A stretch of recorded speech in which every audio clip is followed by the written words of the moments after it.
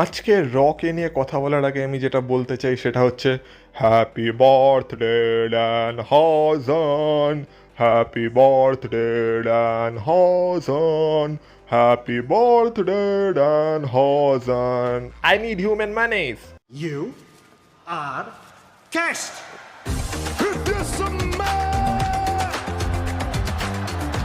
Acknowledge me. Acknowledge me. You there, sitting at home. Acknowledge me. আজকের রকে শুরু করেছিল Stephanie ভ্যাকার, যেখানে স্টেফিনি ভ্যাকারের সেটাই বলছিল যে লিভ মর্গানের কাছে এই মুহূর্তে যে চ্যাম্পিয়নশিপটা আছে সেটা তার চাই, আর রেসলিং হচ্ছে তার ফার্স্ট ল্যাঙ্গুয়েজ। এই বলে সে লিভ মর্গানকে কল আউট করে, আর সেখানে লিভ মর্গান বেরিয়েও আসে, আর সাথে তার জাজমেন্টেও থাকে। এবার লিভ মর্গান বলে যে কীভাবে স্টেফিনি ভ্যাকার আর বেকি লিঞ্চ তার পেছনে পড়েছে, আর এখন অনেকেই তার সম্পর্কে অনেক কথা বলছে, কিন্তু তার কোনো কথাই মানে গায়ে লাগে না বা সে কোনো কথাতেই কান দেয় না, কারণ যতদিন তার কাছে এই চ্যাম্পিয়নশিপটা আছে সেই হলো greatest women champion of all time. এছাড়া সেটাও বলেছে কীভাবে স্টেফিনি ভ্যাকারকে সে রেসলমেনিয়াতেও হারিয়ে রেখেছে, তো এই স্টেফিনি ভ্যাকার তো এই চ্যাম্পিয়নশিপটা ডিজার্ভই করে না। তো স্টেফিনি ভ্যাকার বলে তোর মধ্যে অতই যখন ক্ষমতা তাহলে আয়, দূরে দাঁড়িয়ে কেন, রিংয়ে এসে আমাকে ফেস করে দেখা। তো যেহেতু তার কাছে জাজমেন্টে ছিল তাই লিভ মর্গান রিংয়ে চলেও যায় আর নাম্বারস গেমের অ্যাডভান্টেজ তুলতে যায়। কিন্তু আজকে স্টেফিনি ভ্যাকার রেডি ছিল। স্টেফিনি ভ্যাকার রাকেল রড্রিগেজ আর রক্সেন পেরেসকে সবার প্রথমে রিং থেকে বের করে, তারপর আমরা দেখতে পাই লিভ মর্গানের অবস্থাও খারাপ করেই দিচ্ছিল, কিন্তু যেহেতু নাম্বারস গেম জাজমেন্টের সাথে ছিল তাই জাজমেন্টের পাল্লা আবার একটু ভারী হতে থাকে। কিন্তু সেই সময় বেকি লিঞ্চ সেখানে বেরিয়ে আসে, আর বেকি লিঞ্চও যেহেতু এই পুরো স্টোরি লাইনটার মধ্যে ইনভলভ আছে, বেকি লিঞ্চেরও নিজের কিছু হিসাব নিকাশ দেখতে হবে। তো সেই কারণে বেকি লিঞ্চও তারপর জাজমেন্টের উপর অ্যাটাক করতে থাকে, লিভ মর্গানের উপর অ্যাটাক করতে থাকে। কিন্তু তারপর যখন রিংয়ের মধ্যে স্টেফিনি ভ্যাকার আর বেকি লিঞ্চ মুখোমুখি চলে আসে, তখন বলে না এরা নিজেরাই নিজেদের মধ্যে মানে গন্ডগোল সৃষ্টি করে ফেলে। আর যেহেতু এদের দুইজনেরও একে অপরের সাথে সমস্যা আছে এই মুহূর্তে, যেহেতু বেকি লিঞ্চেরও এখন চ্যাম্পিয়নশিপটা চাই, তো তাদের মধ্যে ঝামেলা শুরু হয়ে যায়, আর এইটার ফায়দা আবার জাজমেন্টে তুলে নেয়। আর লাস্টে আমরা দেখতে পাই যে তারা সবার প্রথমে বেকি লিঞ্চকে সাইড করে দেয়, আর তারপর স্টেফিনি ভ্যাকারকেও রিংয়ের মধ্যে ফেলে আজকে জাজমেন্টের আপার হ্যান্ড থাকে, আর লিভ মর্গান, রাকেল রড্রিগেজ আর রক্সিন পেরেস আজকে সেলিব্রেট করতে থাকে যখন স্টেফিনি ভ্যাকার রিংয়ের মধ্যে পড়েছিল।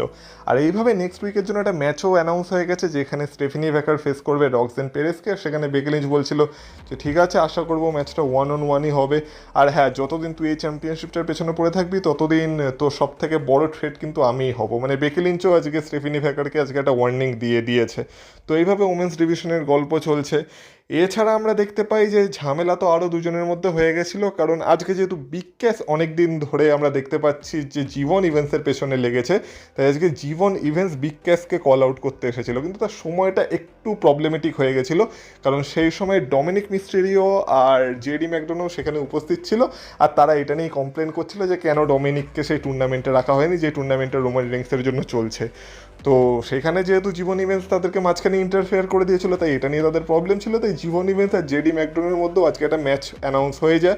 ম্যাচটা হয়, ম্যাচটা দুর্দান্ত ম্যাচ হয়েছে। জীবন ইভেন্টস আর জেডি ম্যাকডোনাল্ড দুজনই একদম অসাধারণ পারফরমেন্স দিয়েছে, কিন্তু লাস্টে যখন ওজি কাটার মেরে দেয় জীবন ইভেন্টস, তখন জেডি ম্যাকডোনাল্ড কিছু করতে পারে না, আর এই ম্যাচটা জীবন ইভেন্টস জিতে যায়। কিন্তু ম্যাচ জেতার পর আবার পেছন থেকে বিগ ক্যাশ চলে আসে, আর বিগ ক্যাশ সবার প্রথমে জীবন ইভেন্টসকে ভালো মতো মেরে সেখান থেকে চলে যাচ্ছিল। কিন্তু জীবন ইভেন্টসকে বলা হয় ইয়ং ওজি, মানে ইয়ং ব্লাড, রক্ত গরম, তাই এইটুকুতে কি তার হয়? সে আবার মাইক তুলে না, মাইক তুলে বলে কিরে বিগ ক্যাশ, শুধু এইটুকুই করতে পারবি তুই? তো বিগ ক্যাশ বলে ঠিক আছে দেখ এবার আমি কি করতে পারি। তো বিগ ক্যাশ আবার রিংয়ে ফিরে আসে, আবার জীবন ইভেন্টসকে মারতে শুরু করে, কিন্তু এই সময় জীবন ইভেন্টস একটু কাউন্টার অ্যাটাক করছিল, কিন্তু আমাদের ডার্টি ডমিনিক মিস্টেরিও সে আর নিজের খচরামি ছাড়তে পারে। আমরা দেখতে পাই যে ডমিনিক তারপর জীবন ইভেন্টসকে রিং পোস্টের মধ্যে ঠেলে দেয়, আর জীবন ইভেন্টসের অবস্থা খারাপ হয়ে যায়, আর ডমিনিক সেখান থেকে জেডি ম্যাকডোনাকে নিয়ে পালিয়ে যায়।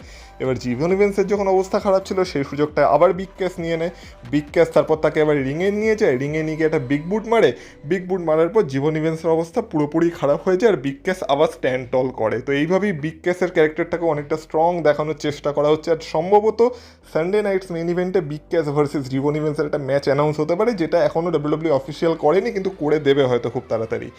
এছাড়া যদি টুর্নামেন্টের কথা বলা হয়, যে টুর্নামেন্টটা চলছে, যে রোমান রেন্সকে কে ফেস করবে লুচাডোরদের মধ্যে, তো তার ফার্স্ট রাউন্ডের আজকে আমরা দুটো ম্যাচ দেখতে পেয়েছিলাম, যার মধ্যে প্রথম ম্যাচটা ছিল রে ফিনিক্স ভার্সেস এল ফিসকালের মধ্যে। আর এই ম্যাচে আমরা দেখতে পাই যে রে ফিনিক্স এল ফিসকালকে হারিয়ে দেয়। আর একটা ম্যাচ ছিল ড্র্যাগন লি ভার্সেস এল হিও ডক্টর ওয়াগনার জুনিয়রের মধ্যে, যেখানে ড্র্যাগন লি এই ম্যাচটা জিতে যায়। আর দুটো ম্যাচই ভালো ম্যাচ ছিল, যেহেতু লুচাডোরদের ম্যাচ একটু ট্রিপল এ টাইপের অ্যাকশন ছিল, তো হ্যাঁ দেখার মতো ম্যাচ ছিল, ডিসেন্ট ম্যাচ ছিল। কিন্তু আমরা দেখতে পাই যে ফার্স্ট রাউন্ড থেকে আজকে রে ফিনিক্স আর ওই দিক থেকে ড্র্যাগন লি এরা অ্যাডভান্স করে গেছে, আর এরপর এদের মধ্যেই ম্যাচ হবে, আর এদের মধ্যে যে জিতবে সে আর কি ফাইনাল রাউন্ডে অ্যাডভান্স করে যাবে। আর ওই দিক থেকে আমরা এটাও দেখতে পাচ্ছি যে পেন্টা আর লা পার্কাও মানে সেকেন্ড রাউন্ডে চলে গেছে, তাদের মধ্যে যে জিতবে সেও ফাইনাল রাউন্ডে চলে যাবে। আর সম্ভবত যা দেখে মনে হচ্ছে এখন যে পেন্টা ভার্সেস রে ফিনিক্সের মধ্যে ফাইনাল হতে পারে।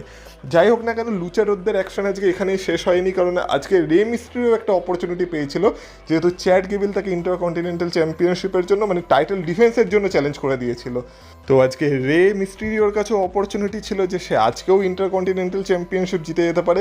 আর রে মিস্ট্রিও কোনোদিনই বুড়ো হবে না। আমার তো মনে হচ্ছে আজ থেকে কয়েক বছর পর হয়তো আমরা রে মিস্ট্রিও ভার্সেস ডমিনিকের মধ্যে ম্যাচ দেখতে পাবো, যেটা হবে রিটায়ারমেন্ট ম্যাচ, ডমিনিকের রিটায়ারমেন্ট ম্যাচ, যেখানে হয়তো রে মিস্ট্রিও ডমিনিককে রিটায়ার করে দেবে, কিন্তু নিজে তখনও মানে রিটায়ার হবে না।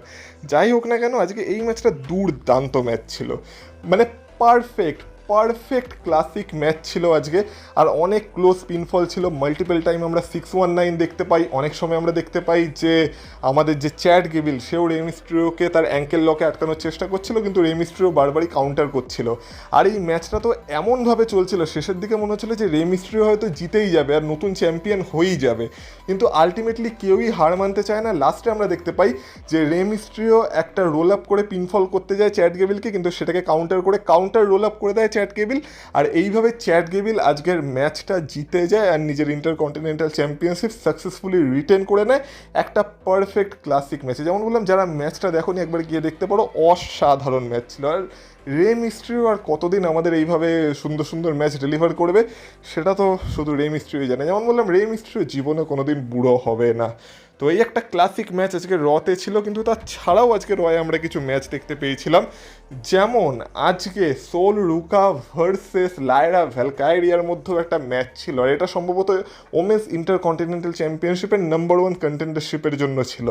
আর এইখানে আমরা তো রিপোর্টে এটাই শুনছিলাম যে সোল রুকার উপর নাকি ডাব্লিউডাব্লিউই ম্যানেজমেন্ট রেগে আছে, তাহলে তার শাস্তিটা লায়রা ভ্যালকাইরিয়াকে দিচ্ছে কেন? এক তো তার ক্যারেক্টারে তাকে পুরো উন্মাদ বানিয়ে দিয়েছে, আর তার মধ্যে সে এই ক্যারেক্টারের সাথে ম্যাচও জিতছে না। এবার যদি কারো ক্যারেক্টার চেঞ্জ হয় না, আর ক্যারেক্টার চেঞ্জ হওয়ার পর যদি সে পরপর ম্যাচ হারতে থাকে, তাহলে তার ভবিষ্যৎ অন্ধকার ভাই। তাহলে লায়রা ভ্যালকাইরিয়ার সাথে ভালো কিছু হবে বলেও আমার মনে হচ্ছে না। কিন্তু যেমন বললাম যে সোল রুকার উপর ক্রিয়েটিভরা বা ডাব্লিউডাব্লিউ ম্যানেজমেন্ট আপসেট হয়েছে, কিন্তু তার শাস্তি দিচ্ছে তারা লায়রা ভ্যালকাইরিয়াকে, কারণ আজকেও লায়রা ভ্যালকাইরিয়া সোল রুকার কাছে হেরে গেছে, যখন সোল রুকা তার ফিনিশার সোল স্ন্যাচার মেরে দিয়েছিল লায়রা ভ্যালকাইরিয়াকে।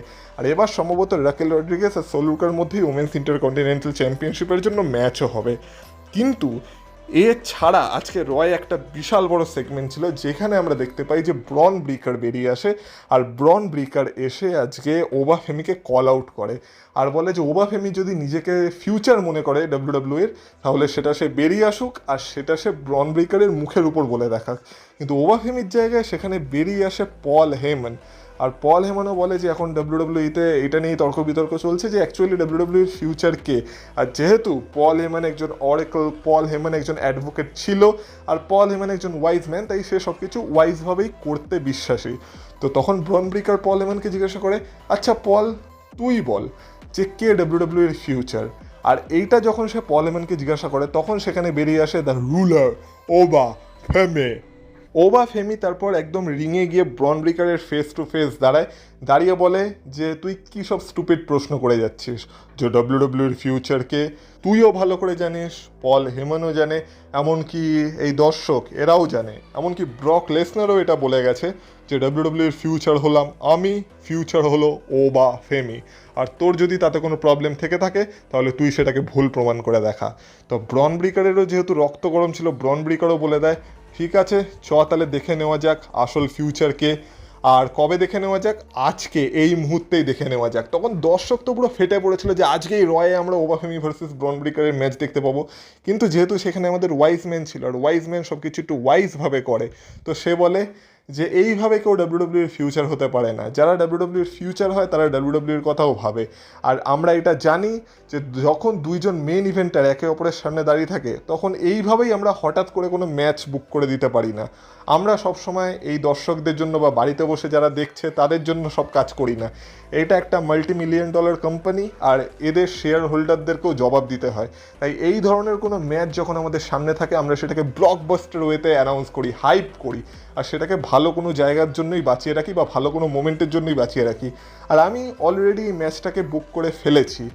আর ব্রন ব্রেকারকে সেটাও বলে যে ব্রন ব্রেকারকে আজকে পল হেমন একটা হোম টাউন অ্যাডভান্টেজও দিতে চলেছে।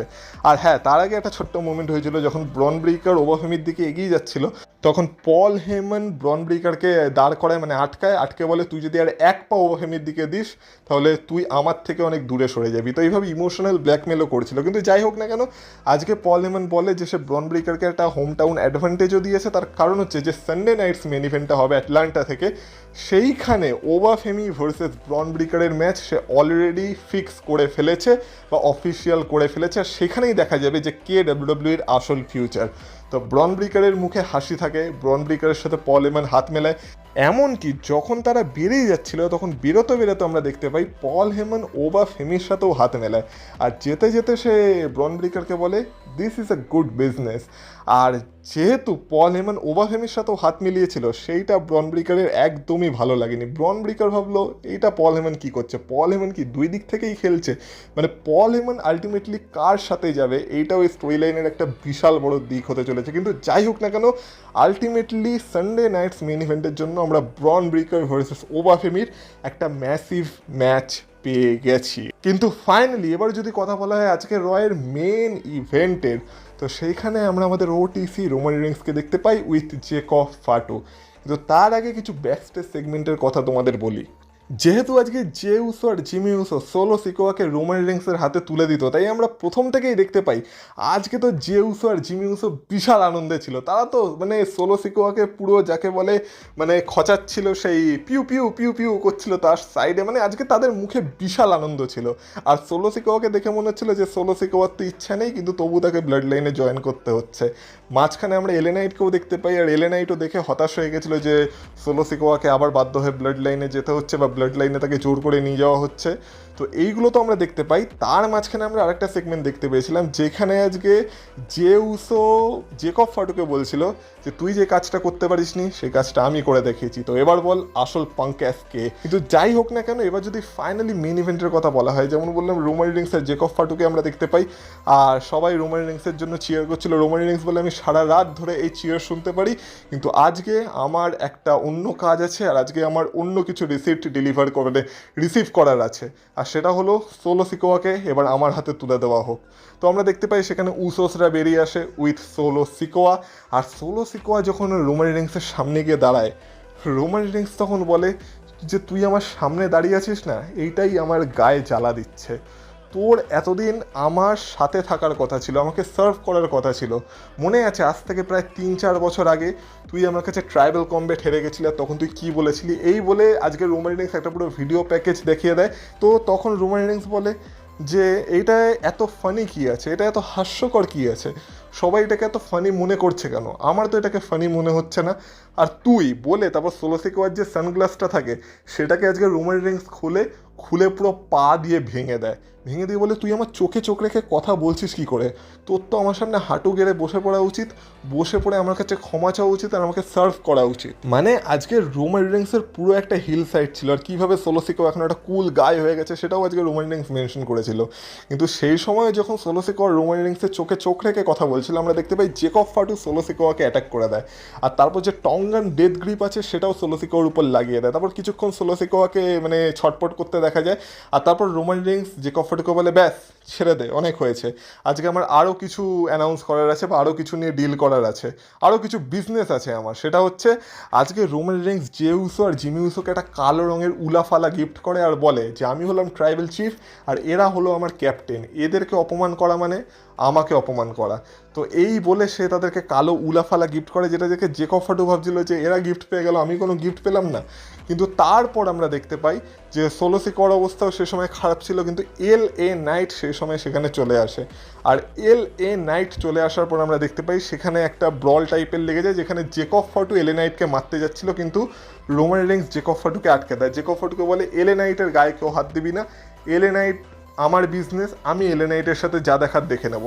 এই বলে আমরা দেখতে পাই যে রোমান রেইন্স এলেনাইটকে একটা সুপারম্যান পাঞ্চ মারে।